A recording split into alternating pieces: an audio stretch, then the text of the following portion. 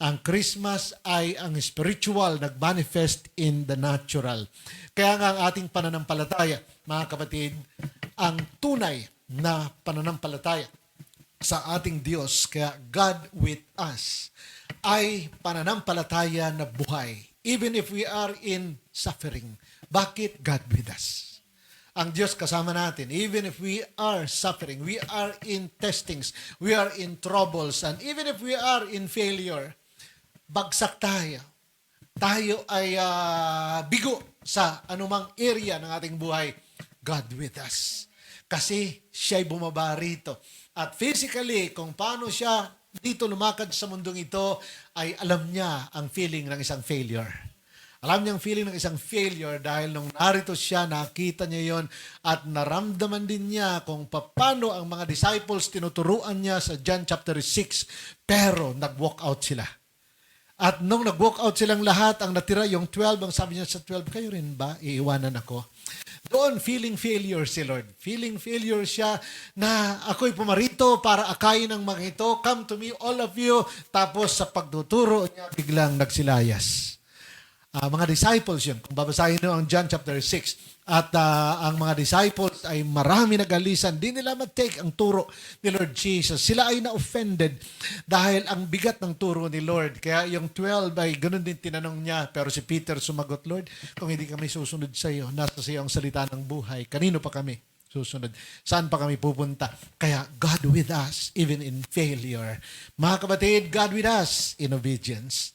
Pag sumunod tayo, lalo na, kasi yun ang sabi ni Lord, if you will just obey, then blessings will follow, and blessings will overtake you, and you will no longer be the tail, you will be the head, and you will no longer borrow, but you will lend, at ang blessing in the country, in the city, saan ka man pumunta, ang blessing ay susundan ka. Bakit? If you will obey. Obedience, God with us. Mararanasan natin ang pagsama ng Panginoon. Pero lahat ng ito, sasamahan tayo ni Lord in suffering, in failure, in obedience, not to make us feel good, pero para tayo gawing missionary ni Lord in mission. Dahil lahat ng pinagdadaanan natin yan ang isi-share natin sa iba. Dahil lahat ng ating mga challenges, yan ang pwede natin pang-encourage sa iba. Kaya mo yan, dinaanan ko yan. Muntik na akong sumuko, pero nagpatuloy ako. Kaya pag nagpatuloy ka, you will also be more than conqueror through Christ Jesus. Bakit? God with us. Kaya yan mga kapatid ang Emmanuel. Ang pinaka-ultimate goal, mission. Gagamitin tayo ni Lord just like Jesus.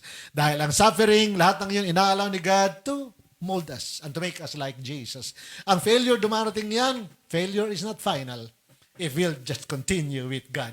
Kaya yan ay inaalaw ni God para lalo tayong patibayin.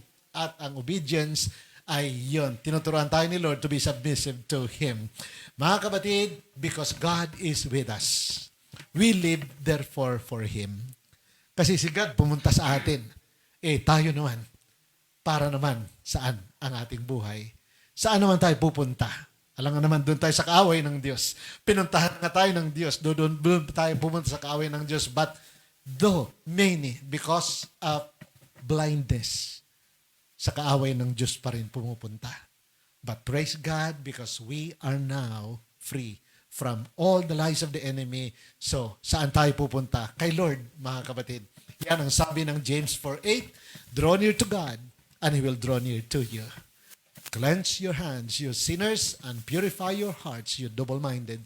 Kaya dahil si God is with us, pumunta sa atin, dapat lamang kay Lord tayo pumunta rin. Draw near to God, and the more that God will draw near to us. And He will give us clean hands and pure hearts by God's grace. Ang tunay na pananampalataya ay nakatuon sa persona ni Jesus. Yan ang tunay na pananampalataya sa persona ni Jesus na katuon. Hindi sa kung saan-saan, not by our feelings, but on the very presence of God. Kaya nga, God with us. Yun ang ating object of faith. No other than the very person of our Lord Jesus Christ.